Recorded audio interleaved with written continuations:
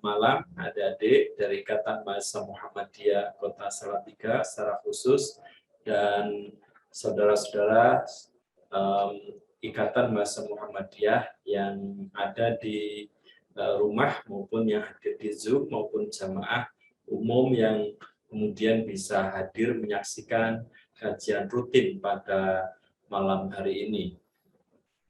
Sebelum kajian dimulai, mari kita bersama-sama bersyukur atas kondisi kita saat ini, karena saat ini kita masih diberikan kesehatan, kemudian kesempatan, waktu luang, dan kita bisa mengisi waktu luang ini, yaitu memaksa hati kita agar kita hadir dalam kajian yang penuh keberkahan ini, insya Allah.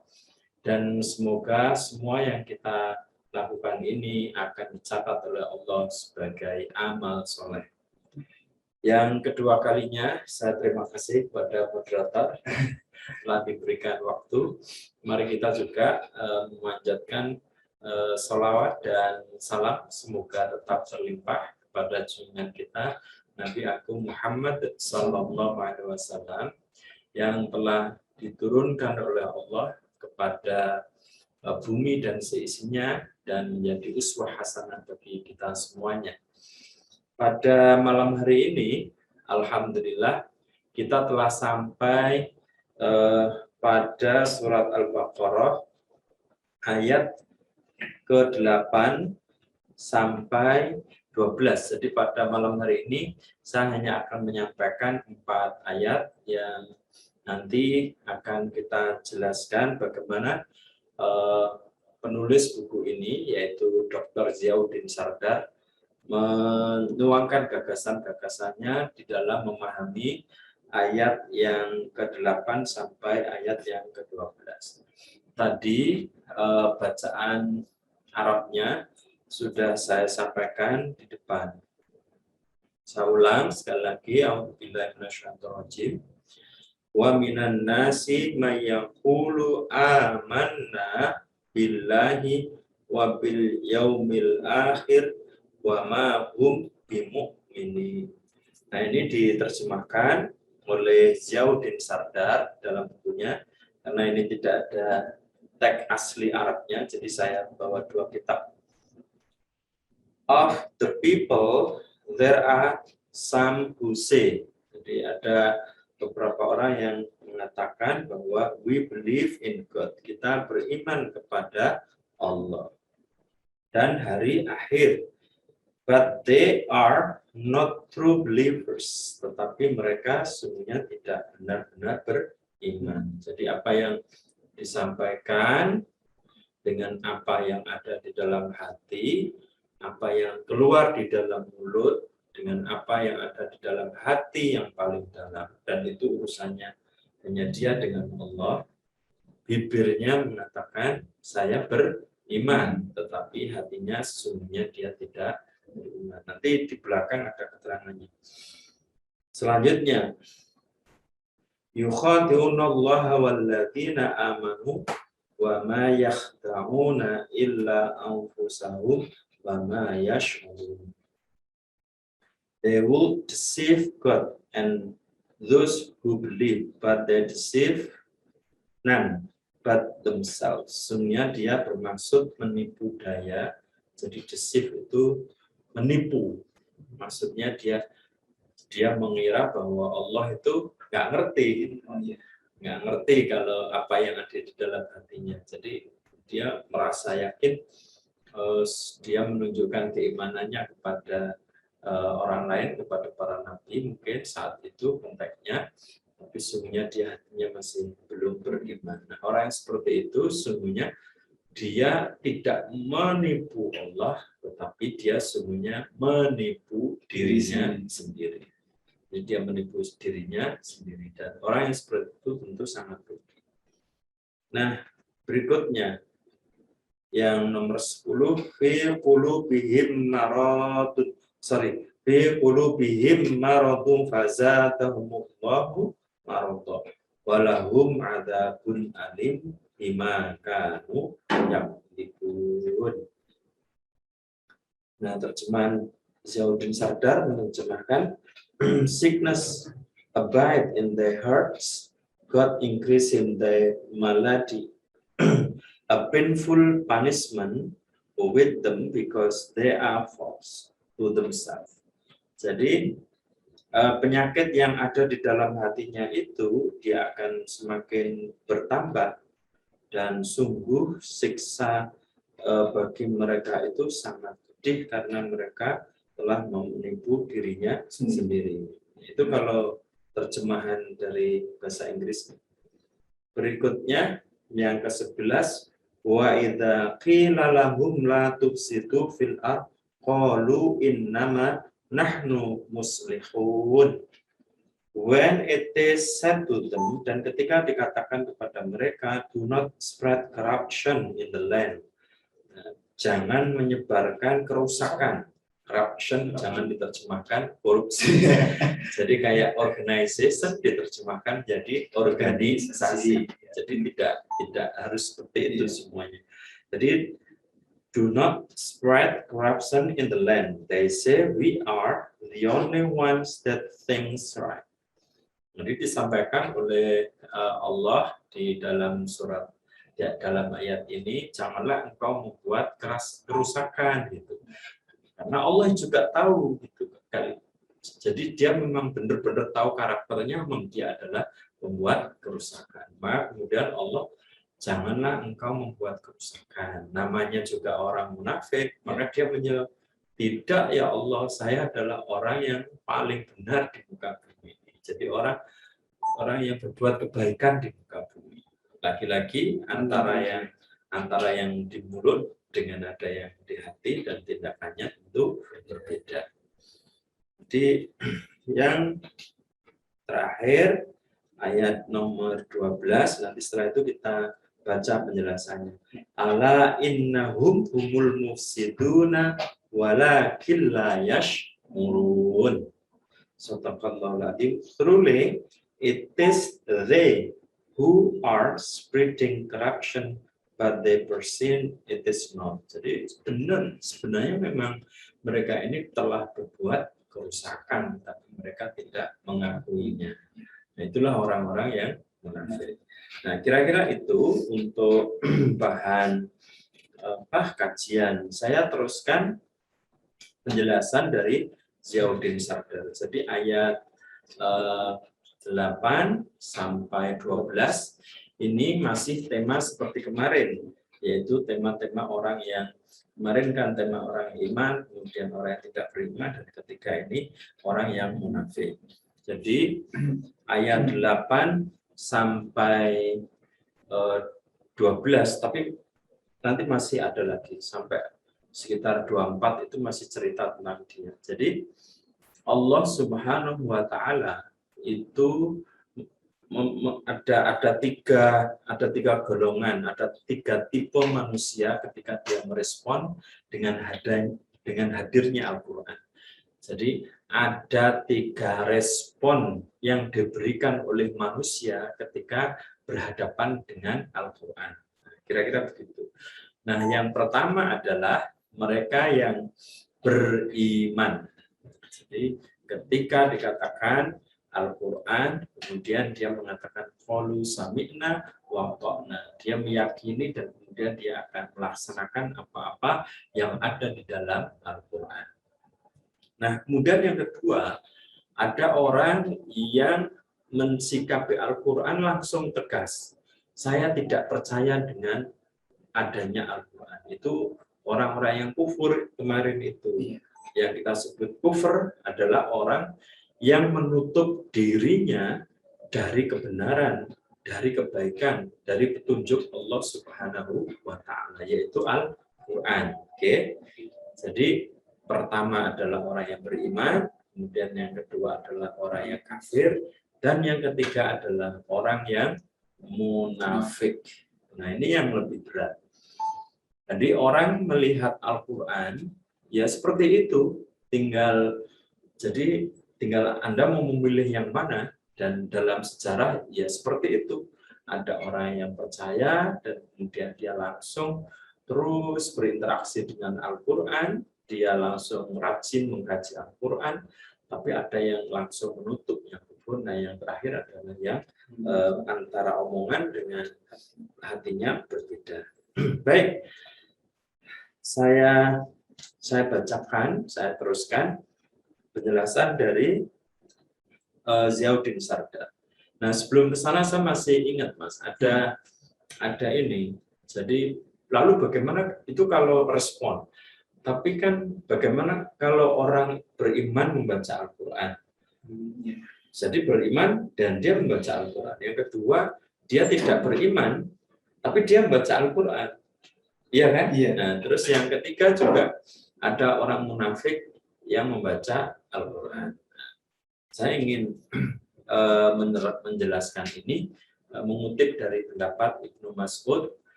Dia memberikan bahasa metafor atau ilustrasi bagaimana ketika orang yang beriman, orang yang kufur, dan orang yang munafik itu membaca Al-Quran. Maka penjelasan dari Ibnu Mas'ud itu sangat menarik. Orang yang beriman itu ketika membaca Al-Quran diibaratkan buah yang baunya harum dan kemudian ketika dimakan rasanya manis. Jadi baunya sudah harum, kemudian dimakan itu manis. Jadi itu ilustrasi untuk menjelaskan ketika orang itu beriman dan dia membaca Al-Quran, Ibnu Mas'ud memberikan penjelasan bahwa baunya harum dan rasa buah itu sangat manis. Oke. Nah, yang nomor 2, bagaimana dengan orang kafir, orang kufur, orang yang menutup? Ini diibaratkan oleh Ibnu Mas'ud, baunya harum, tetapi rasanya hambar, rasanya tawar. Jadi kalau orang kufur masih membaca Al-Quran, itu diibaratkan orang yang seperti buah yang baunya harum tetapi rasanya hambar. Nah, yang terakhir adalah orang yang munafik. Ketika dia membaca Quran, itu sebenarnya paling parah orang munafik itu. Jadi kenapa ibaratnya ilustrasinya itu menjadi berbeda sekali. Jadi membaca Al-Quran kalau orang munafik diibaratkan oleh Ibnu Mas'ud itu baunya tawar dan rasanya juga tawar atau netral semua. Jadi tidak membawa efek aroma yang baik maupun rasa yang enak. Itu kosong semua, nggak dapat semua. Ada kejadian. Iya, artinya karena kemuliaan syafaat dari Al-Quran, dia kelihatan. Kalau orang beriman itu membaca Al-Quran itu ya indah, elok, dan kemudian makna dan pesan-pesan Al-Quran itu bisa masuk ke dalam hati. Maka diibaratkan buah itu harum dan rasanya manis. Nah, yang kedua, kalau orang tidak beriman membaca Al-Quran, itu memang kelihatannya bagus. Gitu. Karena ya dia membaca mungkin ya sekedar membaca, tapi hati dan pesan itu tidak bisa menerima. Nah, sementara kalau munafik itu lebih parah karena penuh dengan kepura-puraan. Jadi mungkin yang kedua itu dia membaca, tapi memang tidak mau mengkaji isinya. Tapi kalau yang ketiga, orang munafik itu membaca sudah dengan tendensi yang berbeda. Nah, maka disebutkan oleh Ziauddin Sardar di sini, orang yang ketiga ini yang paling parah. Nah, saya lanjutkan. Ini sebenarnya tadi saya sudah baca sedikit di rumah. Kira-kira gitu penjelasannya. The concept of doubt and the freedom to accept or reject belief was introduced in the preceding passage. Now, Al-Baqarah turns to another condition of particular concern throughout the Quran, hypocrisy. It covers a range of action of human behavior that have familiar consequences with an incredibly contemporary ring. This visit defined that the condition as self-delusion whose judgment and resolution are matter for God. Jadi memang kita kemarin sudah berbicara tentang bahwa mau beriman, mau kufur itu adalah merupakan pilihan. Itu sudah dijelaskan pada bab-bab sebelumnya. Nah, saat ini dalam surat Al-Baqarah ayat ke-8 ini membahas secara khusus tentang hipokrisi, tentang munafik. Jadi tentang karakter yang ketiga ketika merespon Al-Quran. Dan ini merupakan salah satu sifat manusia yang memang ada di muka bumi sampai sekarang ini, karena sungguhnya sifat munafik itu adalah hubungannya dirinya dengan Tuhannya.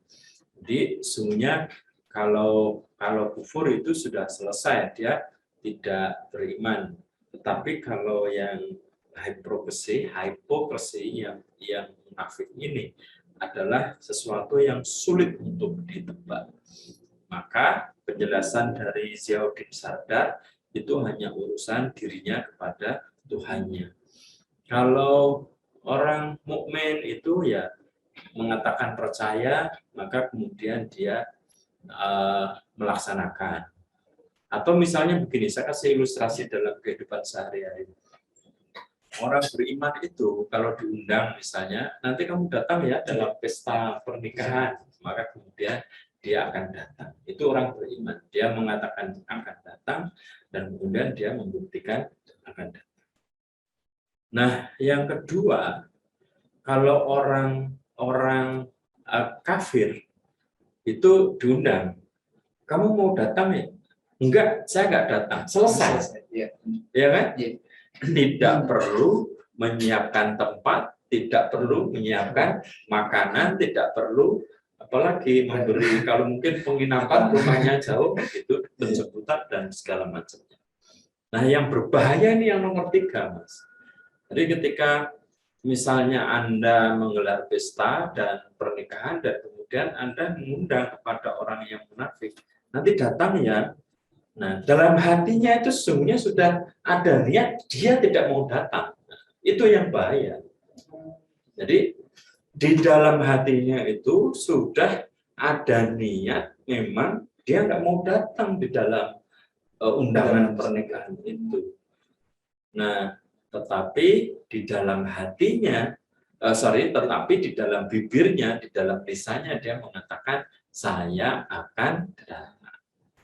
Nah, ini saya teruskan, saya ilustrasikan.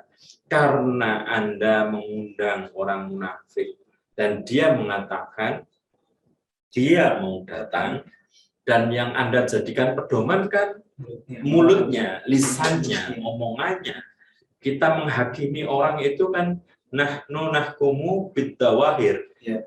Kita menilai seseorang itu bukan kepada alam pikirannya, tapi apa yang dia sampaikan sebagai speech act kalau dalam ilmu linguistik. Jadi omongan tapi juga menjadi tindakan. Itu yang normal kan begitu. Nah, karena Anda yakin dia akan datang, maka Anda akan menyiapkan ya tentu tempat, hidangan, makanan. Tiba-tiba ternyata dia tidak datang. Kalau satu orang tidak apa-apa, iya satu orang. Jadi kalau Anda mengundang satu orang dan orang munafiknya hanya satu, bisa gitu, dan itu nggak datang, itu nggak apa-apa. Tapi coba kalau yang Anda undang itu 100 dan mengatakan begitu semuanya, ternyata nggak ada yang datang, itu bencana sosial. Jadi distrust, jadi maka akan kehilangan. Dan yang repot itu dia sudah mengatakan bahwa dia akan datang. Maka di dalam surat yang lain itu Allah menyebutkan innallah yatu ila darissalam.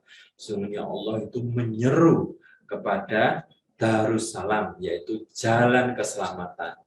Jadi kalau kita diseru menuju jalan keselamatan, yaitu Islam, yaitu surganya Allah, jannahnya Allah, maka orang beriman tentu akan berlari-lari, bersegera. Gitu.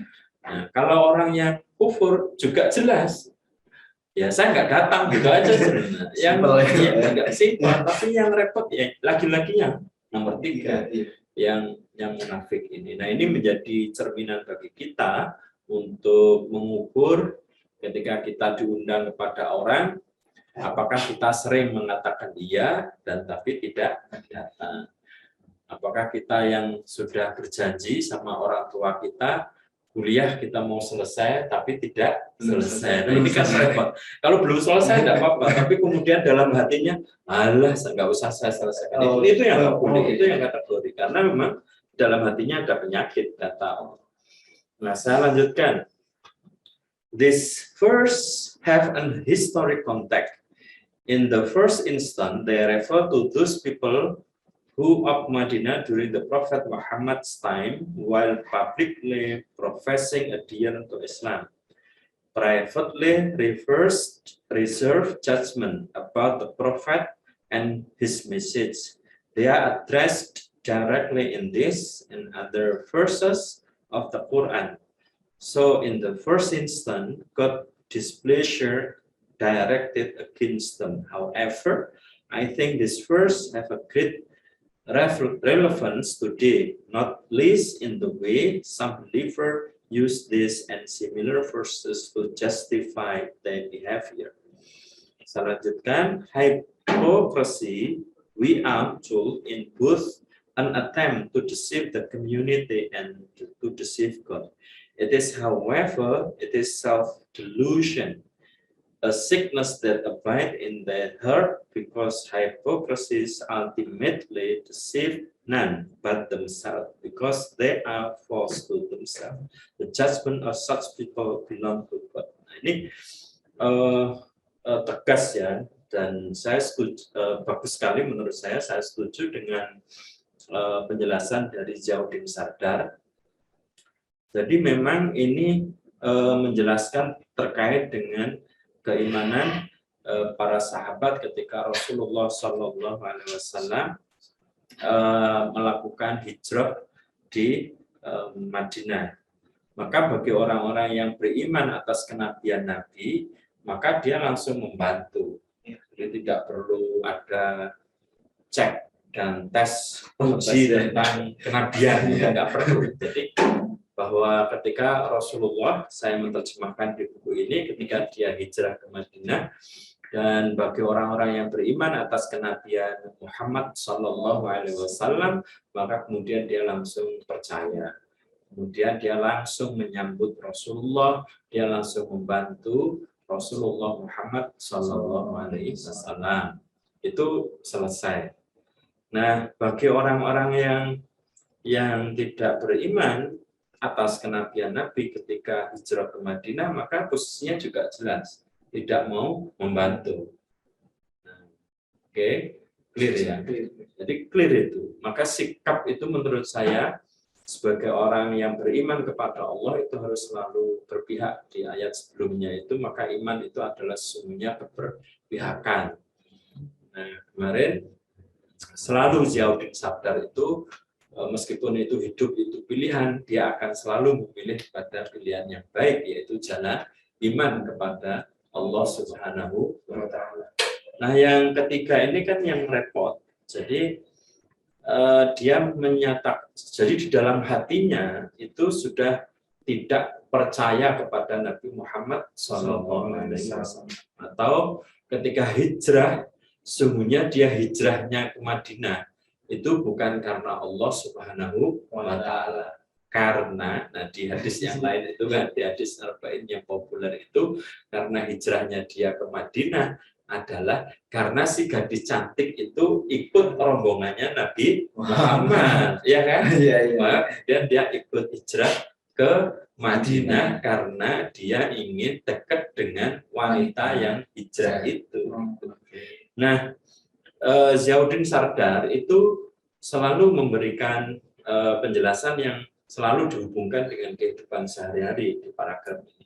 Jadi persoalan hipokrisi, ketidakjujuran, tidak bersatunya antara perkataan dengan perbuatan atau perkataan dengan hati itu sangat aktual, tentu sangat terkait dengan sebuah masyarakat. Jadi orang-orang yang seperti itu, sungguhnya dia telah menipu dirinya, tidak menipu masyarakat. Nah, kira-kira gitu.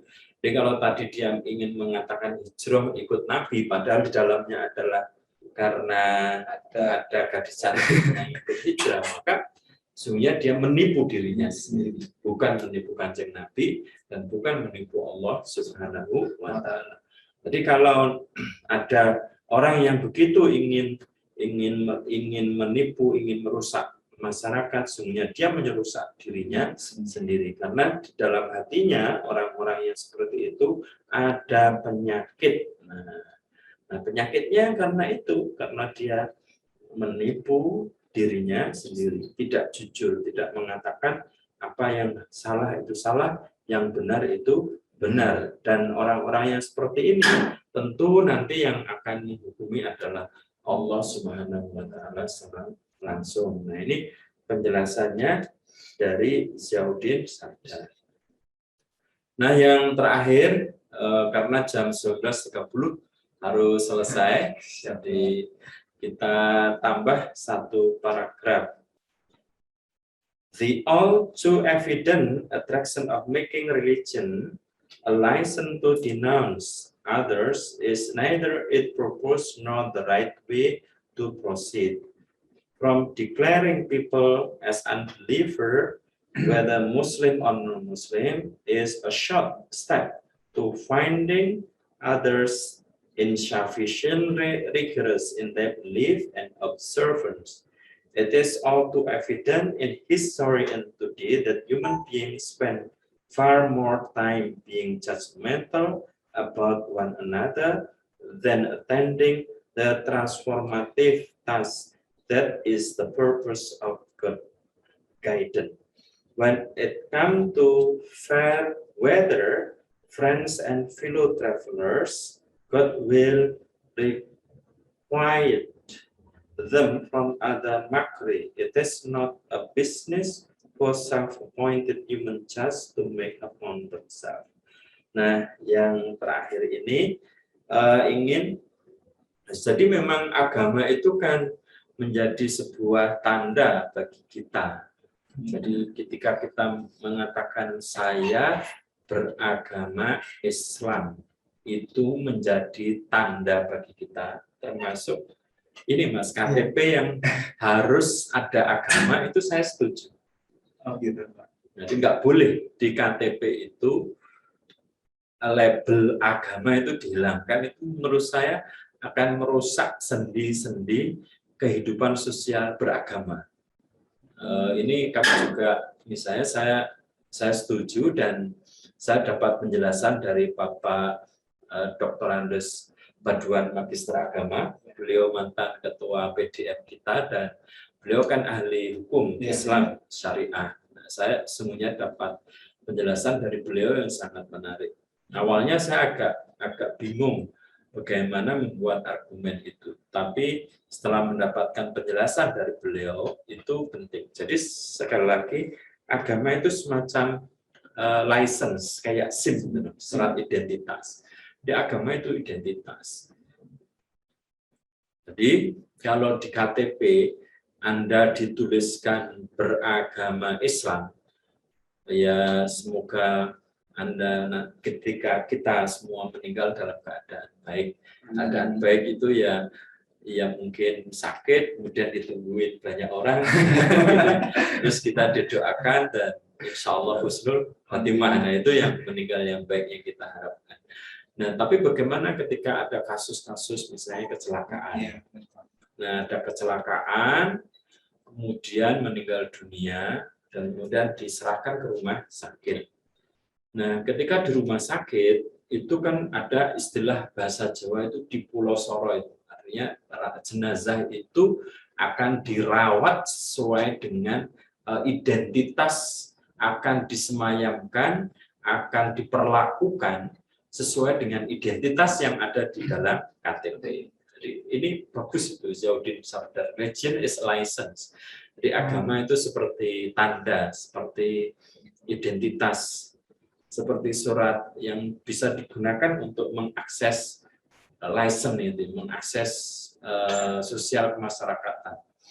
Jadi supaya kita diperlakukan oleh masyarakat yang tadi, jenazah yang di rumah sakit tadi karena meninggal dan dia meninggalkan KTP dan di KTP itu bertuliskan agama Islam, maka tidak ragu-ragu lagi si orang yang bertugas mengurus jenazah itu langsung akan menyelenggarakan dengan pemakaman secara Islam. Jadi nggak perlu dibangunkan lagi, kamu agamanya apa? Nggak perlu, itu nggak perlu.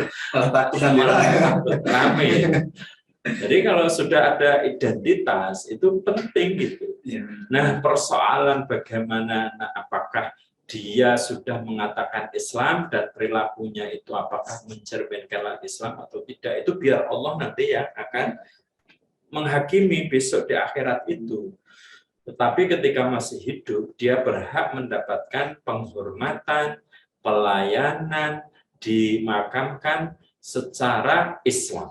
Itulah yang disebut dengan religion is a license in a social community. Jadi, kalau tidak ada itu, maka Anda bisa kebayang betapa repotnya. Minimal akan menghubungi keluarga. Setelah menghubungi keluarga, dilanjutkan pertanyaannya. Pertama misalnya pertanyaannya, ini apa agamanya? Islam. Kemudian akan muncul pertanyaan lagi, misalnya itu, dia melaksanakan sholat apa tidak, kan gitu. Misalnya dijawab, dia melaksanakan tapi hanya sholat maghrib. Maka kemudian dia akan diskusi lagi, ini kita sholatkan apa tidak, kan? Nah, akan panjang, Mas. Jadi agama itu as a license di sini itu menurut saya seperti itu. Saya menerjemahkan menurut saya seperti itu. Jadi perlu, jadi itu sebuah tanda. Jadi sebagai tanda-tanda sosial yang lainnya. Jadi itu perlu supaya kita mendapatkan akses perlakuan sesuai dengan apa yang kita yakini. Cuma persoalannya apakah sejauh mana keberislaman kita dalam konteks ini itu adalah hubungannya kepada Allah Subhanahu wa Ta'ala. Nah, ini ditegaskan oleh Allah, itu ditegaskan oleh Ziauddin Sardar yang di kalimatnya terakhir, it is not a business for self-appointed human judge to take upon themselves. Jadi akhirnya agama sebagai license, sebagai identitas sosial yang membedakan antara dirinya dengan orang lain terkait dengan perilaku dia yang menurut dohirnya manusia itu baik terus, sementara hatinya tidak, itu pada akhirnya kita meskipun saling menilai, maka penilaian kita itu harus berdasarkan atas perbuatan dia. Atas perbuatan dia yang saya contohkan ya tadi itu, pada akhirnya yang ketika ending terakhir, ketika dia meninggal dunia, harus disolatkan berdasarkan Islam atau non-Muslim, itu pada akhirnya adalah berdasarkan identitas sosial yang dia miliki, yaitu Islam misalnya. Nah, persoalan bagaimana keislaman, lagi-lagi kita tidak boleh menghakimi. Jadi tidak boleh tadi, misalnya KTP-nya sudah Islam, masih kita bertanya ke keluarganya, masih tanya lagi kepada masyarakatnya, masih nanya lagi kepada imam masjidnya. Ini terlalu panjang. Maka biarlah itu menjadi urusan dia kepada Allah Subhanahu wa Ta'ala. Para hadirin jamaah Zoomiyah dan wabil khusus adik-adik Ikatan Mahasiswa Muhammadiyah yang dirahmati oleh Allah Subhanahu wa Ta'ala. Saya harus mengakhiri pada malam hari ini hanya 30 menit. Poin-poin yang mau saya sampaikan yang saya ambil dari Sari Padi tentang tulisan Ziauddin Sardar yang menjelaskan ayat 8 dan 12 tentang ciri-ciri orang munafik, Itu yang pertama adalah dia selalu mengatakan yang berbeda dengan dirinya. Dia mengatakan sesuatu yang berbeda dengan hatinya. Jadi dia mengatakan A tetapi hatinya B. Kemudian yang kedua, orang munafik itu adalah orang yang akan mendapatkan hukuman yang sangat pedih. Dia sungguhnya kalau ingin berniat menipu orang lain, sungguhnya dia telah menipu dirinya sendiri. Kalau toh dia berniat menipu Allah, sungguhnya dia itu akan menipu dirinya sendiri, bukan menipu Allah. Nah, namun demikian dalam hal kemasyarakatan, di tengah masyarakat ketika ingin menghadapi orang-orang yang hatinya berbeda dengan perbuatan yang dia ucapkan, maka kita hanya diperbolehkan menghukumi atas apa yang nampak yang ditampilkan.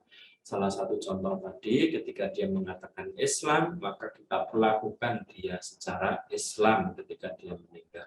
Kita terima dia sebagai Islam. Persoalan hatinya ketika dia mengingkari Islam, maka serahkan itu urusannya kepada Allah Subhanahu wa Ta'ala. Demikian, semoga bermanfaat. Saya akhiri lillahi fi sabil haq fastabiqul khairat. Assalamualaikum warahmatullahi wabarakatuh. Waalaikumsalam warahmatullahi wabarakatuh.